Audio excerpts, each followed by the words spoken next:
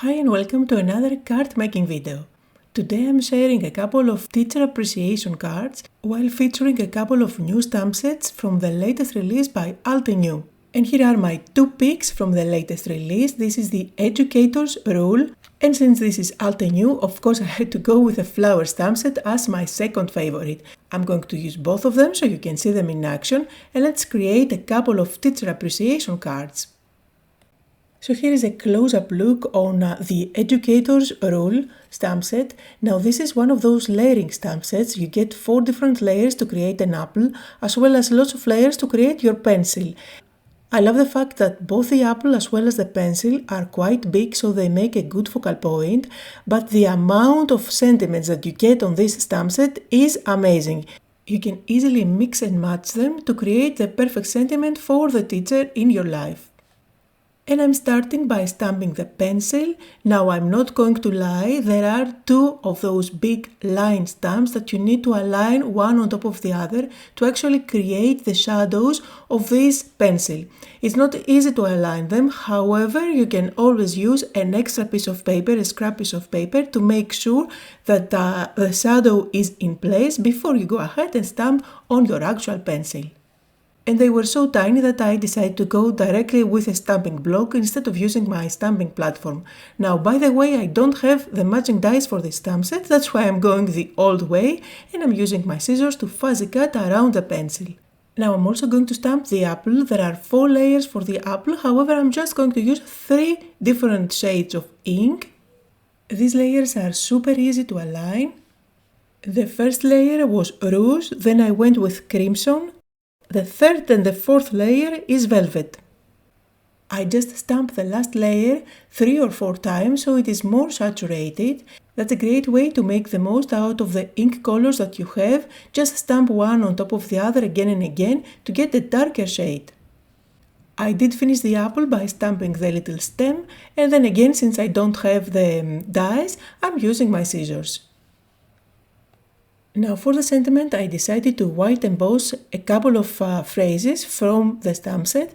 I combined teacher and you deserve an A+, and I'm going to white emboss them on black cardstock. I did prep the cardstock with my anti-static powder tool, and now I'm stamping everything with Versamark ink, so then I can apply very fine white embossing powder and heat set it. Now I'm going to use a die that looks like a label to cut out the sentiment.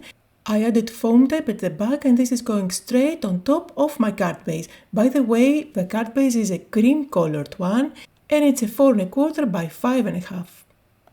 I'm going to embellish my label by using the apple and the pencil, and I do have foam tape at the back so they are dimensional. And this is going to finish off the first card for today. By using a stamping platform, you can easily mass produce the pencil and the apple to make multiples. For the next card, I'm going to use the Wispy Joy. This is another flower stamp set that gives you the outline so you can color in the flowers with your favorite mediums, or you can use the layers for a quick result. So let's make a background that looks like a pattern paper using some of the flowers and the leaves from this stamp set. But instead of spending lots of time trying to align all the layers, I'm embracing imperfection, or let's say we're going for a loose style. So here I'm working with my stamping blocks. I picked 2 of the flowers and 1 of the leaves, and I'm just going to stamp them on top of my white panel. Always start with a larger stamp and then move on gradually to the smaller stamps that you have picked. So here I'm going to fit as many of those smaller flowers as I can. And I chose not to go outside of the panel with the flowers, however I will do that with the leaves. So here I'm going to fit in as many of the leaves as I can in the gaps.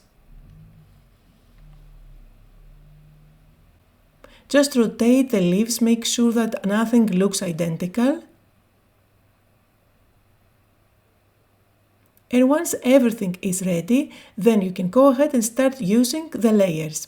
Now for the layers, I'm not going to try and align them perfectly with the black lines. On the contrary, I will make sure that nothing is perfect.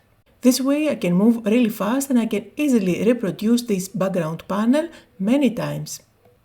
Do the same thing with the rest of the layers for the leaves.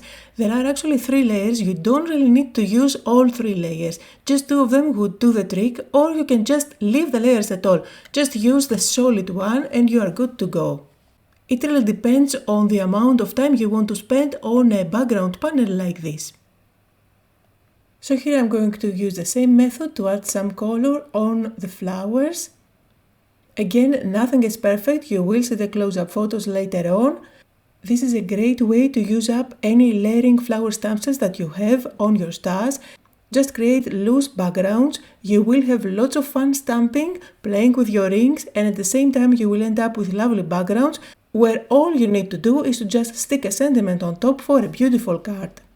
So here I used sentiments from the previous stamp set, and I went with Teacher that I white embossed on a black piece of cardstock that I cut out on an angle, and here is my secondary sentiment. I'm using my scissors to cut off the excess paper, and then I'm going to stick that on top of a light grey panel. And finally I'm going to finish off my card. I'm using here my white gel pen and adding some highlights on some of the leaves and the petals. And finally I will stick pearls in yellow and white in between the gaps.